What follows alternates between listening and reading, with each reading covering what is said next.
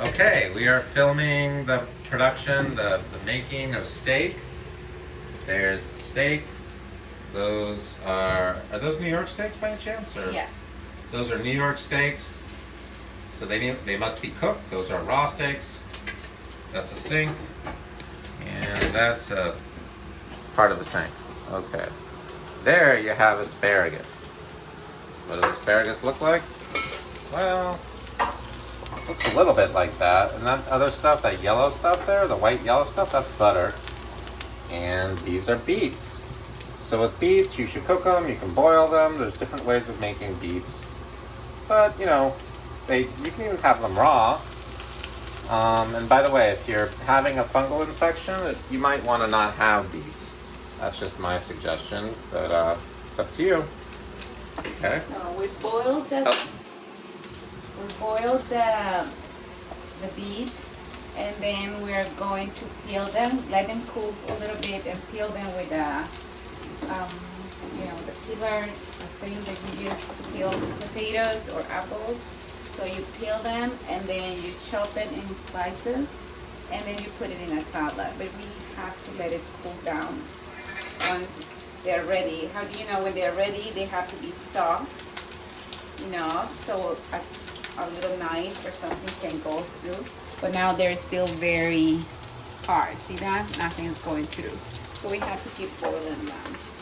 And with the asparagus, you almost like fry them. It's just with a little bit of rapeseed oil and butter, and we just toast them around until they get soft enough to eat them. This butter has a little bit of salt. It's organic butter, so we don't put any salt on it. You can add garlic if you want, and if you're allowed to eat a little lemon, then you can put a little lemon at the end, but we are not going to put that lemon in. So just the garlic, like that. So you want to talk about the properties of the beets and the asparagus, Amorcito? I will now talk about the property of the beets and the asparagus. And my name is not just Dr. Ilyas Kolnikov, it's also Mr. Amorcito.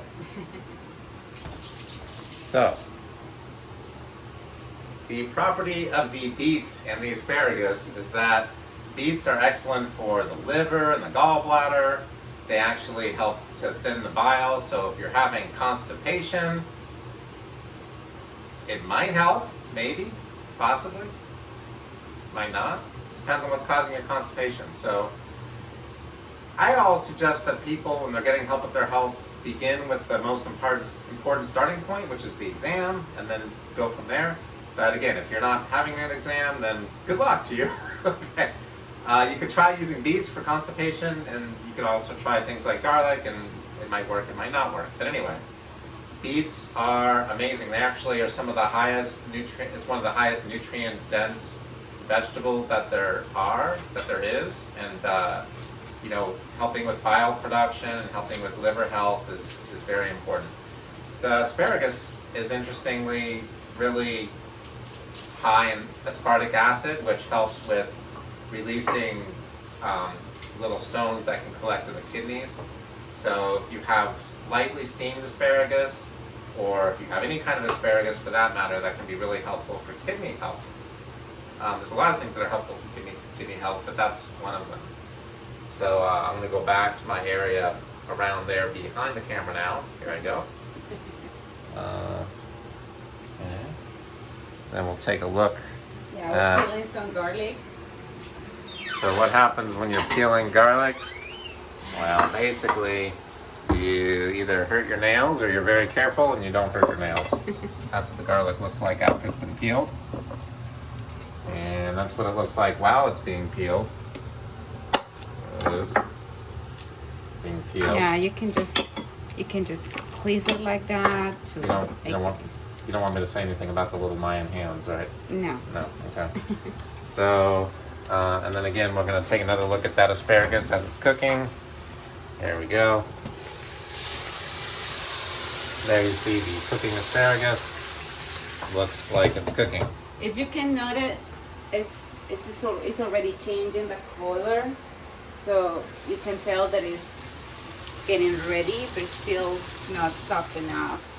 But you can see already that the color is changing, so that I don't know, I'm not measuring the time, but you have to be in the kitchen, actually, if you don't have one of these robots. That was funny because there was steam all over the lens there. Okay.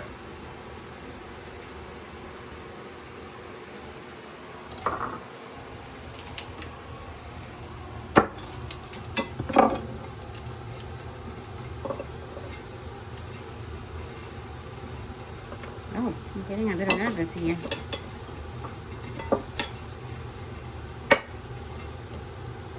Okay, so I'm gonna use this garlic in our New Year's steak, and that will be the second part of the video. Yes, this video will have exactly many parts to it. It'll have many parts to it, and this is one of those parts of the video. And with this particular video, what's unique about it is that you could watch the last part of the video first, or you could watch the first part last, or you could start with the middle and then go to the end and then the beginning. It doesn't really matter because you're going to get tremendous value out of the video. Part 1, 2, 3, 6, 2, 1, doesn't matter. And let's take a look at those steaks one more time before we cook them up and eat them all. And then you won't be able to see it anymore. Okay, so here's what they look like. Now, what is the importance of the steaks? Okay, everybody needs to know about the importance of the steaks, so we're going to make a little steak announcement here in a minute. The importance of the steaks. Anybody want to guess what the importance of the steak is? It doesn't need to be you, Amrosita, but it could be anybody watching. The protein, the vitamin B, the iron. The iron is the important part of the steak. The iron and the methionine. And why is the iron and the methionine so important? To prevent anemia. To prevent anemia! And low blood sugar. So it helps with stabilizing blood sugar. It helps with developing power and strength.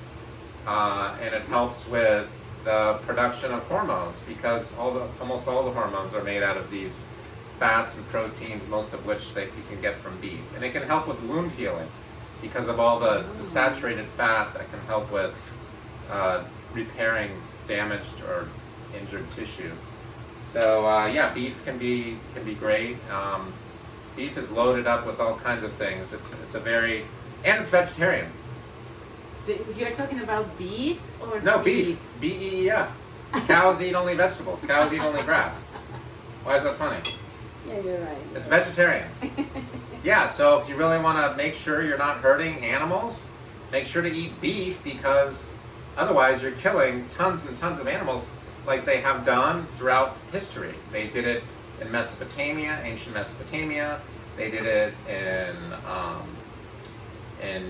well, it's hard to know what happened in China, but chances are good that they probably, when they started agriculture in China with all the rice fields and whatnot, that might have caused a lot of problems, but it's hard to say. But we know from the ancient Mayans, the ancient Egyptians, and many of these societies that died because instead of following the herd and cultivating their protein for humans in a more natural way, they developed agriculture, and all the modern bone diseases developed for humans, and they